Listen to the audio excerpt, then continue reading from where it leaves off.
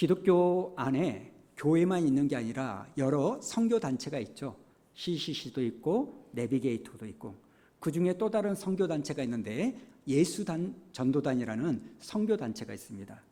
이 예수전도단이라는 선교 단체가 사람들을 모아서 훈련을 시킬 때 처음 만나는 이 사람들이 좀 친숙해지기 위하여 질문을 던진다는 겁니다. 그때 사용하는 질문이 뭐냐면 퀘이커 퀘스천이라는 이 질문을 던진다는 거예요. 여러분, 퀘이커 퀘스천이라는 게 뭐냐면 영국의 퀘이커 교도들이 사용했던 질문인데, 이 퀘이커 교도들이요 모일 때마다 이 질문들을 가지고 답을 하면서 자기를 소개하는 건데, 이 퀘이커 퀘스천은요 4가지 질문이 있다는 겁니다. 첫째는 간단한 자기소개입니다. 나는 누구누구입니다 라는 이 간단한 자기소개가 있고요. 두 번째 질문이 뭐냐면 내 인생에 있어서 가장 추울 때를 이야기하는 겁니다. 그리고 세 번째 질문이 뭐냐면 반대로 내 인생에 있어서 가장 따뜻할 때가 언제였는가, 이것이 세 번째 질문이고, 마지막 네 번째 질문이 뭐냐면 내가 예수님을 인격적으로 만났을 때가 언제인가. 이렇게 4가지 질문을 가지고 모든 사람들이 나누면서 서로의 친밀감을 쌓는다는 겁니다. 제가 왜 이런 말씀을 드리냐면 오늘 본문에 나오는 이 야곱이요, 이 야곱에게 만일 동일한 퀘이커 퀘스천이라는 이 질문을 던질 때, 그래서 야곱에게 야곱, 당신에게 있어서 가장 추울 때가 언제였습니까? 라고 묻는다면 저는 오늘 본문에 나오는 이 상황이 야곱의 인생에 있어서 가장 춥지 않았을까, 이런 생각을 하는 겁니다. 여러분, 이 야곱이요 자기를 죽이려고 하는 형의 생각을 알았을까요? 몰랐을까요? 알았죠. 엄마 리브가가 야곱을 불러서 뭐라고 말합니까? 야, 큰일 났다, 들켰다. 네가 형 대신 속여가지고 축복받은 줄 알고 형이 너를 죽이려고 한다. 그러니 너 여기 있으면 큰 사달이 나니까 외삼촌 라반의 집으로 가라. 이렇게 이야기를 합니다. 여러분, 이렇게 야곱은요 형이 자기를 죽이려는 것을 알아요. 여러분, 형의 직업이 뭡니까? 사냥꾼이에요. 아주 거친 사람입니다. 그래서 형이 자기를 죽이려고 맘만 먹으면 자기를 형이 쥐도 새도 모르게 죽일 수 있다는 것을 압니다. 그래서 형이 무서워서 부랴부랴 어머니 아버지를 떠나 외삼촌 라반의 집으로 도망을 가는 겁니다. 오늘 본문 10절에 보니까요 이런 내용이 나오지 않습니까? 하란으로 향하여 갔더니. 여러분, 여기에 나오는 하란은 이 밧단 아람이라는 곳과 똑같은 지명입니다. 그래서 이 야곱이 살았던 브엘세바로부터 약 800km가 넘는 먼 거리예요. 여러분, 한번 생각해 보십시오. 지금 부모님의 집을 떠나 그 하란으로 떠나는 그 과정에서 야곱의 마음은, 야곱의 감정은 어땠을까요? 안전하고 편하게 부족한 것 없이 부모 집에서 살던 이 야곱이 갑자기 외삼촌 라반이 있는 하란까지 가야 될 때 이 야곱의 기분은 여러분 어땠을까요? 한번 감정의 목록들을 보여주시겠습니까? 자, 여기에 감정의 목록들이 있습니다. 이 목록 중에서 당시에 야곱이 느꼈을 감정들, 당시에 야곱이 가졌을 이 감정들, 무엇이 있을까요? 분명한 것은 걱정이 있었겠죠? 무서웠을까요? 불안했을까요?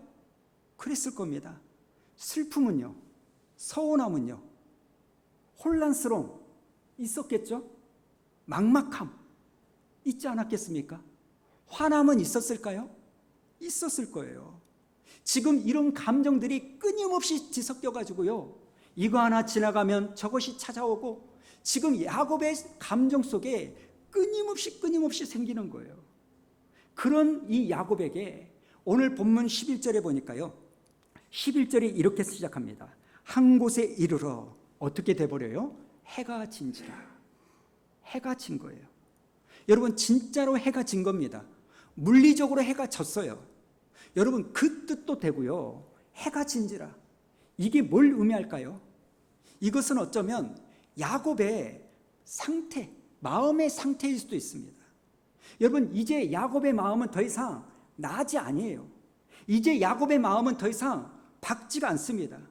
이제 야곱의 마음은요, 어두움이 잠식되어 버린 겁니다. 또 해가 진지라 이 말은요, 야곱의 인생을 의미할 수도 있습니다. 지금까지 야곱은요, 어머니 품 안에서 사랑받았던 밝고 환한 한낮이었는데 이제 이게 끝나버린 겁니다. 이제 야곱의 인생은요, 어두움이 찾아오는 거예요. 우리가 잘 아는 것처럼 지금 야곱은요, 부모가 있던 브엘세바에서 하란으로 가고 있습니다. 그럼 여러분, 하란에 가면 거기에 무엇이 기다리고 있어요? 외삼촌 라반이 기다리고 있어요. 근데 여러분, 외삼촌 라반이 어떤 사람입니까? 야곱이 외삼촌에게 찾아갔을 때 이 야곱이 오면 라반은 야곱을 환대해 줄 사람입니까? 야곱을 환영할 사람입니까? 내용을 아시는 분은 다 아시잖아요. 자기 조카인 이 야곱을요, 외삼촌 라반은요, 환영하지 않습니다. 환대하지 않습니다. 오히려 이 조카 야곱을요, 착취하고 속여요. 사기꾼 야곱보다 머리 위에서 노는 사람이 외삼촌 라반입니다. 그리고 20년 동안 이 야곱의 눈에서 피눈물이 나게 만드는 인물이 외삼촌 라반이라는 거예요. 여러분, 만약에 야곱이 자기가 외삼촌 집에 갔을 때 내가 이런 일을 당할 거라는 것을 알면 갔을까요? 여러분은 어떻게 생각하세요? 절대 알면 갈 리가 없잖아요. 여러분, 지금의 야곱의 인생은요, 가장 어둡고 가장 춥고 가장 고독한 그런 일들이 일어나고 있는 거예요. 그런데 놀라운 게 뭐냐면 바로 그때 어느 누구도 생각하지 못했던 사건이 일어나는 거예요. 여러분, 조금이라도 더 형을 피하여 도망가려고 광야길을 달려가고 있는데 그만 해가 져버린 거예요. 광야는 가로등이나 후레쉬가 없기 때문에 해가 지면 멈춰야 되는 거예요. 자기의 의지하고는 상관없이 멈춥니다. 그리고 노숙을 하는 거죠. 길가에 그냥 아무데나 평탄한 데 있다가 자기 외투를 벗어서 눕습니다. 여러분, 그 장소가 어딥니까? 우리가 잘 아는 것처럼 베델이에요. 베델. 19절 우리가 읽지 않았지만 19절을 보면 이 베델은 원래 어떤 장소예요? 루스예요. 그러니까 베델은 이 야곱이 하나님을 만난 다음에 지은 이름이고 원래 이름은 루스라는 거예요. 지금 야곱이요, 브엘세바에서 루스, 베델까지 달려간 거예요. 그 거리가 무려 100km라는 거예요. 엄청나게 먼 거리죠.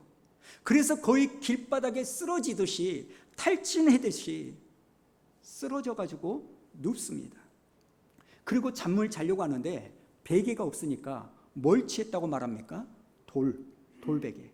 평평한 거, 그나마 평평한 모양의 돌을 취해서 베개를 하고 잠을 자는 거예요. 여러분, 이날 추웠을까요? 이스라엘은요, 한겨울에 온도가 낮에는 6도고요, 겨울에는 영하 11도까지 떨어진다는 겁니다. 모르긴 몰라도 이날 추웠을 거예요. 야곱은 배가 고팠을까요? 예. 피곤했을까요? 예. 다리가 아팠을까요? 물집이 잡혔을까요? 100km 이상을 걸었다니까요. 여러분, 형은 사냥을 잘하는 사람입니다. 사냥을 잘한다는 것은 뭘 의미합니까? 광야 생활을 잘한다는 거예요. 광야를 어떻게 가야 되는지를 안다는 거예요. 이런 형이 자기를 쫓아온다는 것을 느끼면 야곱은 심리적으로 불안해가지고요, 쉴래야 쉴 수가 없습니다. 그래서 막 달려가는데 그만 해가 져버리는 거예요. 그리고는 어쩔 수 없이 한 곳에 머물러 덜썩 주저앉아가지고 잠을 청하는데 잠이 옵니까? 피곤하면요, 너무 피곤하면 잠을 자야 되는데 잠이 안 오고 생각은 꼬리에 꼬리를 물고 부정적인 생각은 더욱더 커져가지고요, 나를 괴롭게 하는 거예요. 여러분, 그런 상황에서 몸은 춥고 배는 고프고, 여러분, 이런 상황에서 잠을 이루지 못하다가 거의 지쳐가지고 잠이 스르륵 드는 거예요. 이때 야곱이 꿈을 꾸는 거죠. 꿈속에서 야곱이 누구를 만납니까? 하나님을 만나는 거예요. 꿈속에서요, 야곱이 뭔가를 봐요. 꿈속에서 야곱이 뭔가를 듣습니다. 여러분, 이게 오늘 설교의 핵심입니다. 야곱이 본 게 있고 야곱이 꿈속에서 들은 게 있다는 겁니다. 뭘 보고 뭘 들었나? 야곱이 뭘 봤습니까? 세 가지.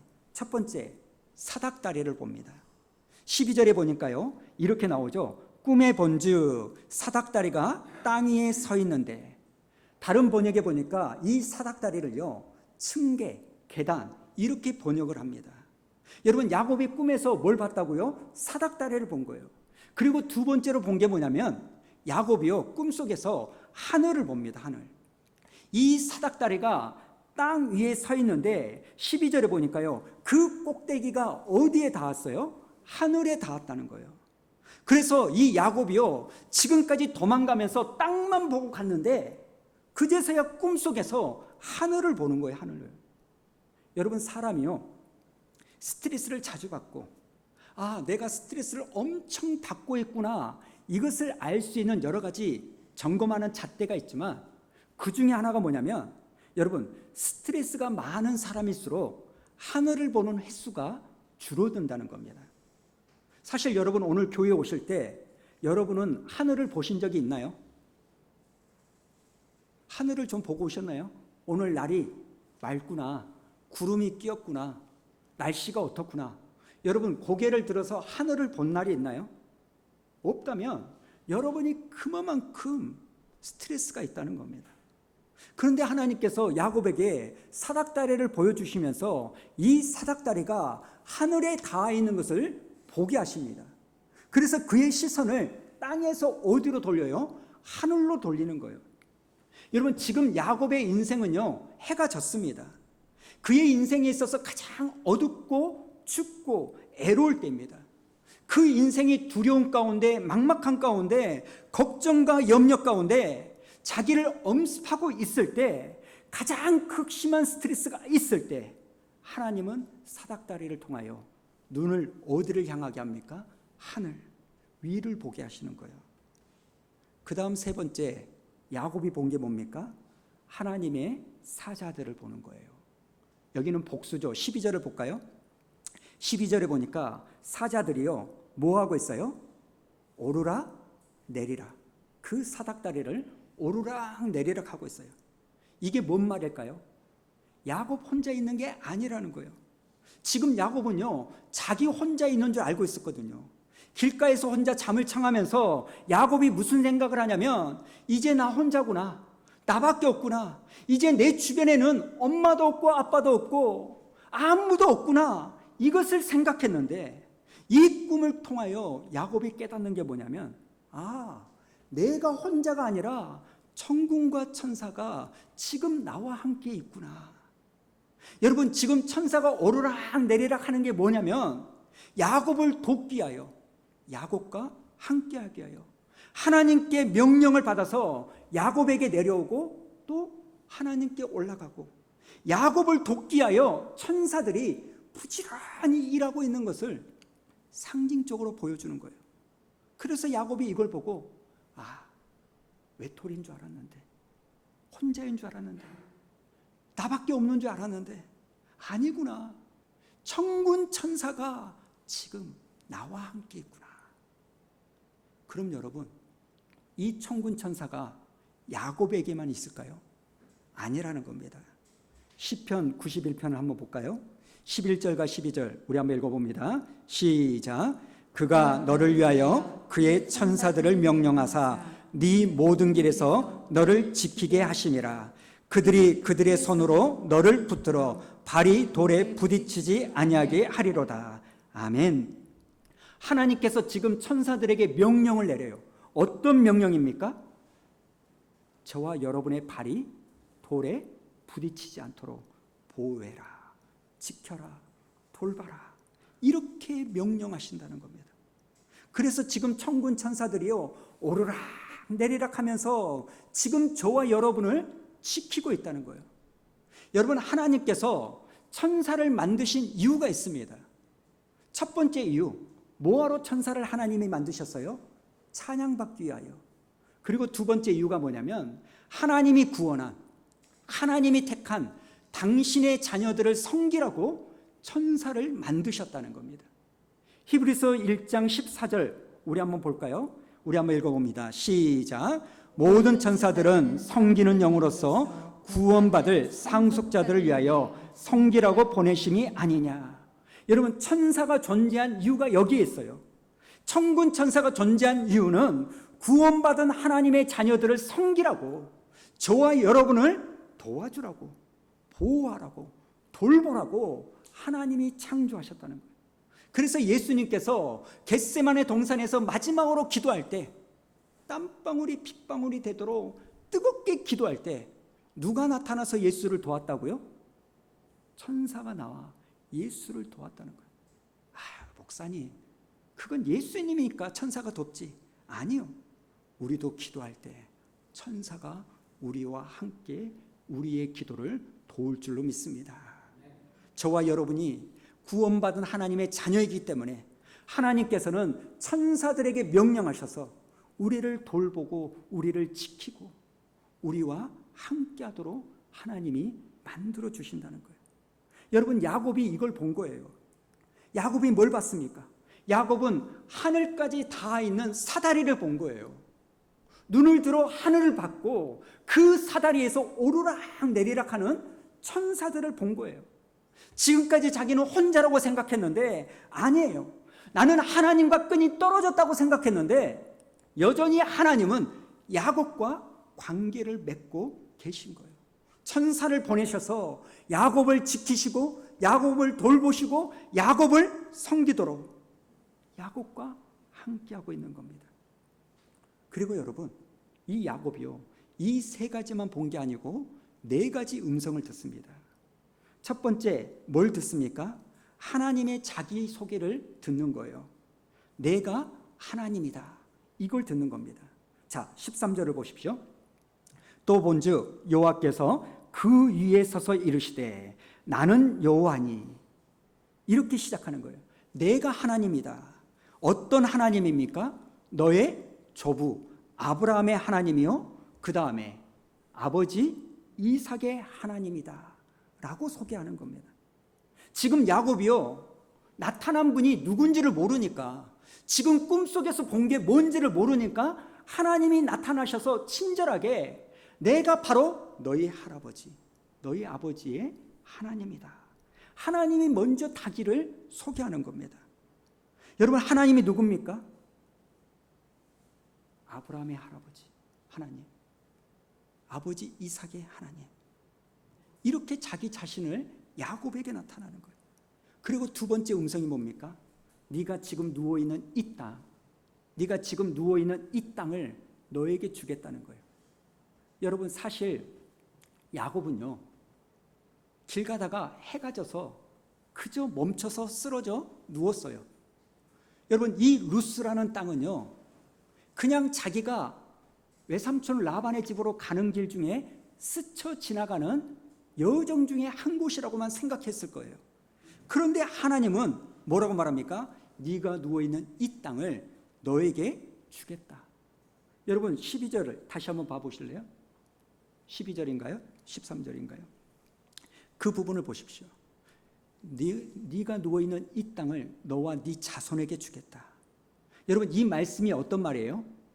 할아버지 아브라함에게 주셨던 약속의 말씀을 네 손자 야곱에게 내가 계속 이어가게 만들어겠다는 거예요.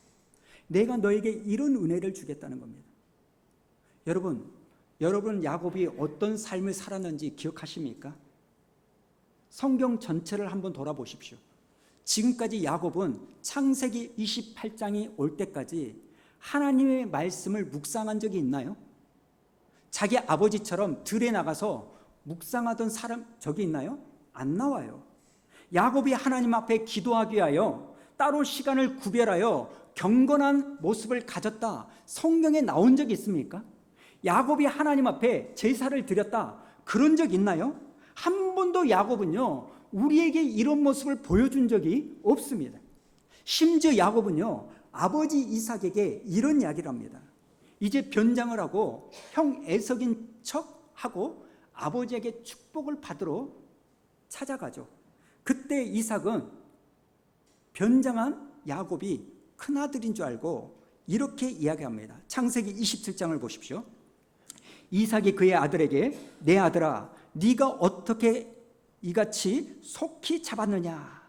그러니까 그가 이르되, 여기서 그는 큰아들이 아니라 둘째 야곱이죠. 뭐라고 말합니까? 이렇게 말하죠. 아버지의 하나님 여호와께서, 그냥 하나님이 아니에요, 아버지의 하나님 여호와께서 나로 순조롭게 만나게 하셨습니다. 순조롭게 만나긴요, 엄마 리브가가 어린 염소를 잡아가지고 요리해 준 걸 자기가 받아가지고 온 거 아닙니까? 이렇게 거짓말을 한 거예요. 그러나 여기서 중요한 것은요, 야곱이 하나님을 뭐라고 부릅니까? 나의 하나님, 이렇게 부르는 게 아니라 아버지의 하나님 여호와께서. 뭘 의미할까요? 야곱은요 하나님을 인격적으로 만난 적이 없어요. 그런 야곱이에요. 그런 야곱을 오늘 하나님께서 찾아와 주시는 거예요. 여러분, 야곱이 평소에 하나님을 만나고 싶은 열망이나 하나님을 만나고 싶어하는 간절함이나 이런 건 별로 찾아볼 수 없습니다. 오늘도 이렇게 길가에서 돌베개를 베고 잠에 누웠을 때, 하나님 나 좀 도와주세요, 너무 무서워요, 어디로 가야 될지 모르겠어요, 어떻게 살아야 될지는 모르겠어요, 하나님 저 좀 살려주세요, 이런 기도를 한 적이 한 번도 없습니다. 사실 여러분, 이 순간이야말로 하나님을 간절하게 찾아야 될 때 아닙니까? 평상시에 편안할 때는 하나님 찾지 않고 살다가 여러분 힘들 때, 괴로울 때, 문제 있을 때, 그때 하나님 찾아야 될 그 순간 아닙니까? 그러나 어디를 봐도 야곱은 하나님을 찾지 않아요. 그저 근심과 걱정 가운데 잠을 잡니다. 그런데도 여러분, 강권적으로 하나님께서 야곱이 하나님을 찾지 않으심에도 불구하고 하나님이 야곱을 찾아오셔서 야곱의 인생에 개입해 주시는 거예요. 사랑하는 성도 여러분, 이게 복음인 줄로 믿습니다. 여러분, 오늘 여러분이 하나님을 여러분이 찾아와서 예배 드린다라고 생각하지만 여러분, 영적으로 보면 결코 그렇지 않습니다. 하나님이 부르지 아니하시면 아버지께로 나올 자가 없는 거예요. 하나님이 나로 하여금 믿을 수 있는 믿음을 주셨기에 저와 여러분이 하나님을 믿는 거고 하나님께 나와 예배 드린 줄로 믿습니다. 그리고 하나님께서 내가 바로 하나님이다. 그리고 뭐라고 그럽니까? 내가 너와 네 자손에게, 할아버지에게 줬던 이 땅을 너에게도 주겠다. 놀라운 약속을 합니다. 세 번째로 들은 음성이 뭡니까? 자손에 대한 약속이죠. 14절을 보십시오. 네 자손이 땅에 티끌같이 되어 네가 서쪽과 동쪽과 북쪽과 남쪽으로 퍼져 나갈지며. 여러분 한번 생각해 보세요.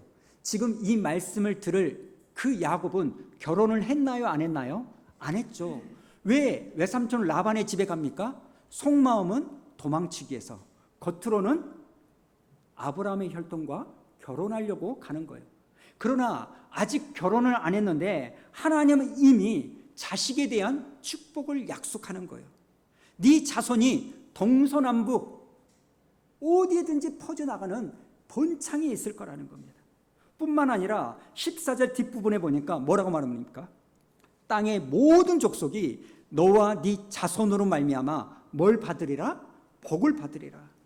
여러분, 땅의 모든 족속이요 복을 받는다는 겁니다. 여러분, 하나님께서 야곱에게 이렇게 복을 주시는데 너와 네 자손에게 복을 주시는 이유가 뭐냐? 그 이유는 땅의 모든 자손을 위하여. 하나님이 여러분의 사업장에 복을 주신다면 그 이유가 뭐라고요? 땅의 모든 족속을 위하여. 하나님께서 수완 우리 교회를 축복하신다면 그 이유는 땅의 모든 족속을 위하여. 여러분의 몸이 아픈데 하나님께서 건강을 회복시켜 주신다면 그 이유는 땅의 모든 족속을 위하여. 그래서 복을 주신다는 겁니다. 사랑하는 성도 여러분, 잊지 마십시오. 하나님이 저와 여러분을 잘되게 하신다면 그 이유는요, 나만 그 복을 가지고 잘 먹고 잘 사는 게 아니라 그 복을 흘려보내라는 이유 때문인 줄로 믿습니다. 네 번째로 야곱이 들은 음성이 있죠. 이게 대박입니다. 15절을 한번 볼까요? 15절 우리 한번 다 같이 읽어봅니다. 시작. 내가 너와 함께 있어 네가 어디로 가든지 너를 지키며 너를 이끌어 이 땅으로 돌아오게 할지라. 내가 네게 허락한 것을 다 이루기까지 너를 떠나지 아니하니라 하신지라. 여러분, 여기에 나오는 네 가지 동사를 주목하십시오. 첫 번째 동사가 뭡니까? 내가 너와 어쩌겠다? 함께 하겠다. 여러분, 야곱의 입장에서는요, 얼마나 이게 듣기 좋은 메시지입니까? 내가 너의 하나님인데 첫 번째, 내가 너와 함께 하겠다. 임마누엘 하겠다. 두 번째, 내가 너를 뭐 하겠다? 지켜주겠다. 여러분, 광야길은요, 위험합니다. 안전하지 않습니다. 광야길은요, 강도의 위험, 짐승의 위험, 환경의 위험이 끊임없이 도사리고 있는 거예요. 그런 상황에서 하나님이 지켜주시겠다는 거예요. 세 번째가 뭡니까? 내가 너를 이끌어주겠다, 인도하겠다는 거예요. 여러분, 지금 야곱은요, 앞으로 어떻게 살아야 될지 미래가 답답하고 암담한데 하나님께서 Don't worry, 걱정하지 말아라. 내가 너의 인도자가 되어 너의 삶을 이끌어주겠다는 거예요. 그리고 네 번째가 뭡니까? 네가 돌아올 때까지 내가 너를 떠나지 아니하겠다. 사랑하는 성도 여러분, 이 네 가지 동사, 첫 번째는 내가 너와 함께 하겠다. 두 번째는 내가 너를 지켜주겠다. 세 번째, 내가 너를 인도하겠다. 네 번째, 내가 너를 절대로 떠나지 아니하겠다. 여러분, 야곱이 이 이야기를 들을 때 얼마나 기뻤을까요? 여러분, 고향으로 다시 돌아온다니, 아버지 어머니가 계신 곳으로 돌아온다니, 형이 있는 곳으로 돌아온다니, 여러분, 자기를 죽이려고 하는 형이 있는 곳으로 돌아온다는 그 말은요, 무슨 일을 통해서든지 형과의 관계가 풀어질 거라는 이 소망이 내포되어 있는 거 아닙니까? 그러니 야곱이 얼마나 좋았겠습니까? 자, 말씀을 마치겠습니다. 사랑하는 성도 여러분, 우리 하나님은 어떤 하나님입니까?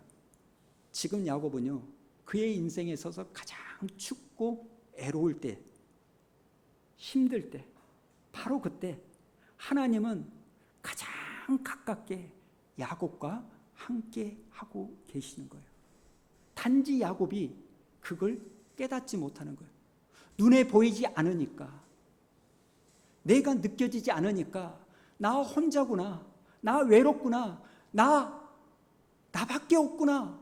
그렇지만 영안을 열고 보니까 하늘에서 땅까지 사닥다리가 이어져 있는 거예요. 그리고 나를 돕기 위하여 천군 천사가 끊임없이 오르락내리락. 여러분, 하나님이 야곱을 계속 붙잡고 있더라는 거예요. 사랑하는 성도 여러분, 아마 이날 새벽에 야곱이 노숙할 때 그 천군 천사는요, 야곱의 체온이 떨어지지 않도록 그날 그 새벽 야곱을 붙잡고 돕고 섬기고 있지 않았을까, 이런 생각을 해본다는 겁니다. 무엇보다도 말씀을 통하여 야곱에게 확신을 줍니다. 당신이 바로 하나님이심을 드러내면서 아브라함 할아버지에게 주셨던 그 언약, 땅, 자손, 그리고 너를 통하여 만민이 복받게 하겠다라는 그 약속의 말씀을 다시 재확인시켜주는 거예요. 그리고 무엇보다도 야곱, 네가 다시 돌아올 때까지 네 가지 동사, 내가 너와 함께 하겠다, 내가 너를 지켜주겠다, 내가 너를 인도하겠다, 내가 너를 절대로 떠나지 아니하겠다. 사랑하는 성도 여러분, 이 하나님이 바로 저와 여러분의 하나님인 줄로 믿습니다. 오늘 예배 드리는 우리 성도님들 중에 이 야곱처럼 유달리 춥고 유달리 괴롭고 유달리 힘들고 유달리 캄캄한 그 시간을 보낸 분이 있을지 모르겠습니다. 그런 분에게 에레미야 23장 23절에 있는 말씀을 드리도록 하겠습니다. 23절에 보니까요, 여호와의 말씀이니라 나는 가까운 데에 있는 하나님이요 먼 데에 있는 하나님은 아니냐.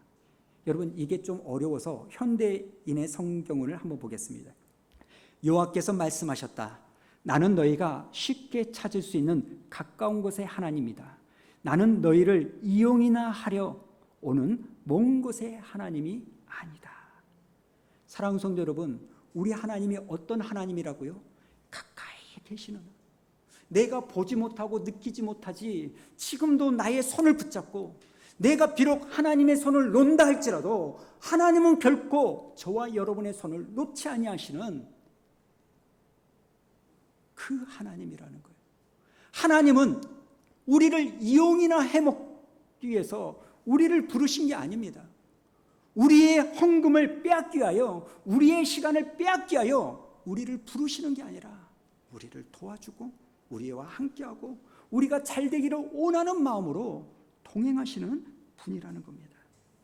아무것도 없을 거라는 그 칠흑 같은 새벽에 우리 하나님은 우리 성도님들과 함께하고 계십니다.